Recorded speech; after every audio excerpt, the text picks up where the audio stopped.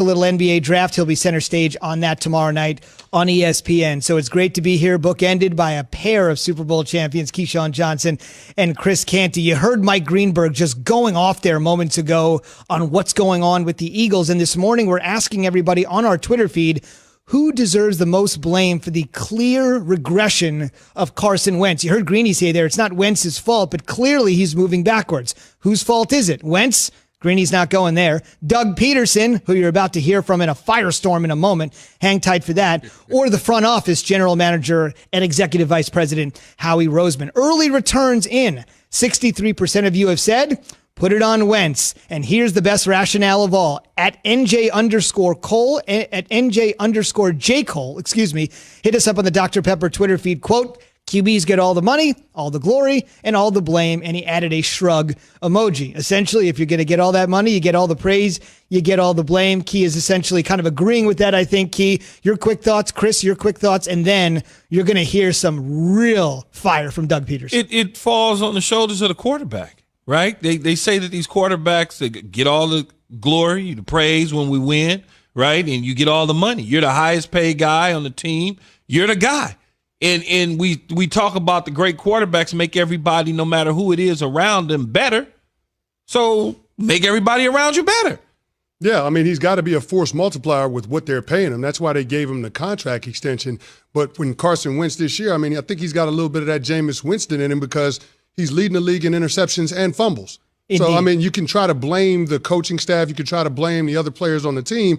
But ultimately, the responsibility is on Carson Wentz. He has to be accountable.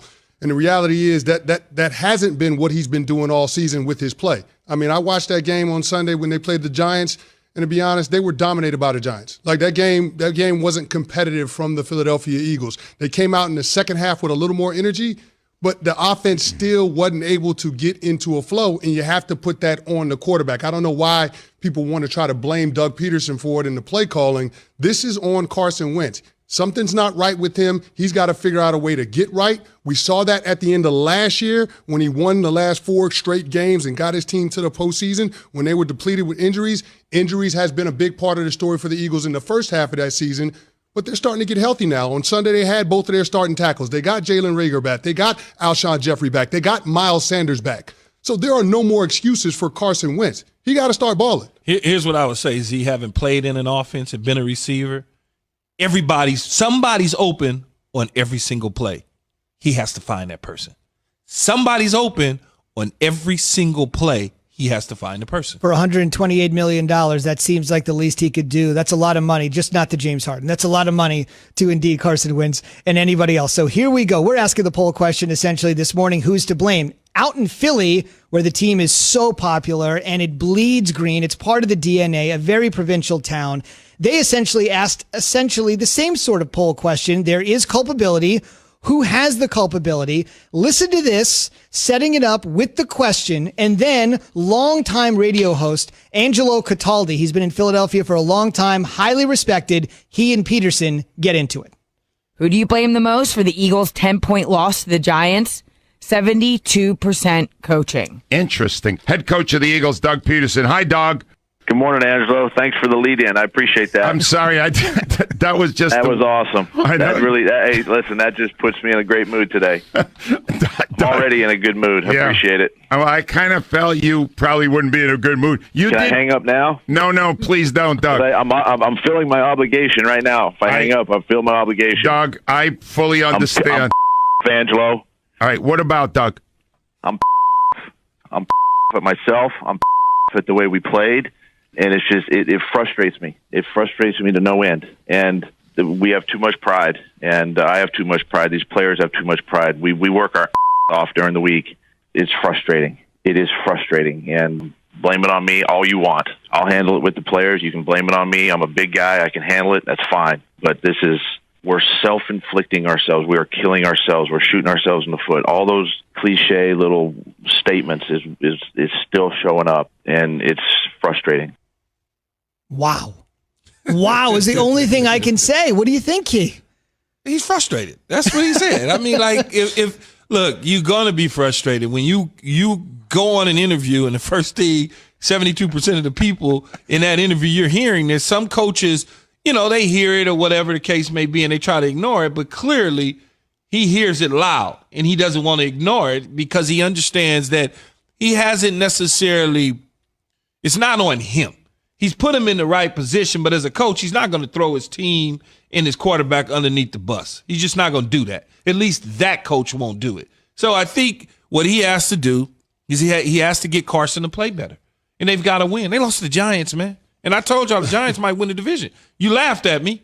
I told you this. But now you're like, yeah, the Giants might win the division. Well, we got to ask a former Giant about that, too, because that's a very interesting conversation. What do you make of the Doug Pederson back-to-back? And then let's just jump into Key's assertion that at 1-7, Key said the Giants could win the division. Obviously, getting a win over Philadelphia would put them closer to getting there like they did last week. But let's just go one at a time. What did you make of that straight fire there from Doug Pederson? Well, he's clearly frustrated, and I think it has to do with the play that he's gotten from his quarterback. And there really is no other alternative for the Philadelphia Eagles. I mean, they got to dance with the girl that brought him. Carson Wentz is their guy. Once Howie Roseman gave him that extension and moved on from Nick Foles, it was going to be Carson Wentz's team. But this isn't how he anticipated Carson Wentz playing in a year where the NFC East is down. I mean, the Eagles, just based on talent and experience, should have a stranglehold on this division. I mean, through week 9, this has been the worst division since the 1984 AFC Central. At 9-24-1. So, I mean, at some point, you're expecting a quarterback that has been a part of a championship team to be able to galvanize the locker room and be able to get the guys to play a little bit better. But, I mean, Carson Wentz has been a big part of why the Philadelphia Eagles have not realized the expectations that they had coming into this season. Ooh, that was an ugly throw. Let's go to the second portion. Keyshawn told me on the radio show at 1-7 that the Giants were playing hard. You had made a previous appearance on the show and said outside of the 49er game, they really hadn't been blown out. They've been hanging tight, just don't have enough plays to win. Daniel Jones has been much cleaner with the ball the last couple games. That's really obvious. The fumbles and interceptions the last couple have been cut down significantly.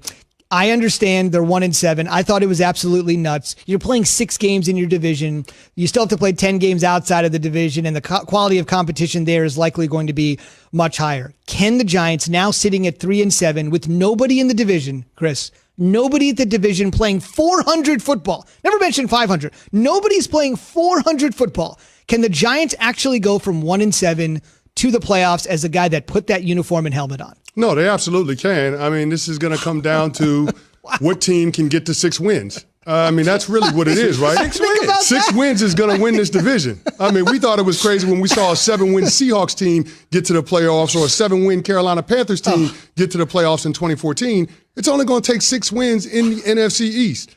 And I think of the games remaining, the Eagles and the Giants have 3 common opponents.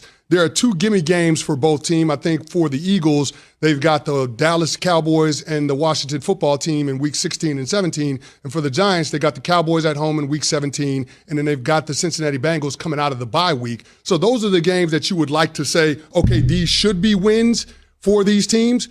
It's going to come down to those other games.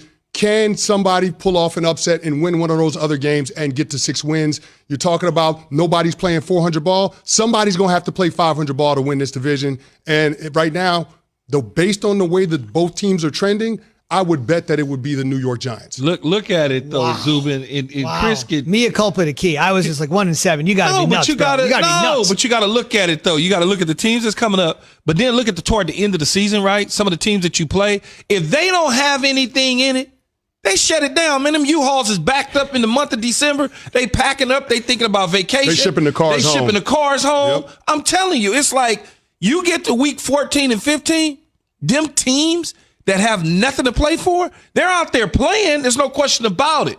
But it's like, man, I'm ready to get out of here. It's a pandemic. I just want to get out. I want to go to Cabo. So they not giving 100% where the Giants will still be giving 100% because they have something to play for. Unbelievable. Wow. Keyshawn called it from 1-7 to the playoffs, and that would be obviously one of the most amazing turnarounds we've seen in recent NFL history. Key mentioned to me yesterday he thinks Joe Judge, basically 10 games into his NFL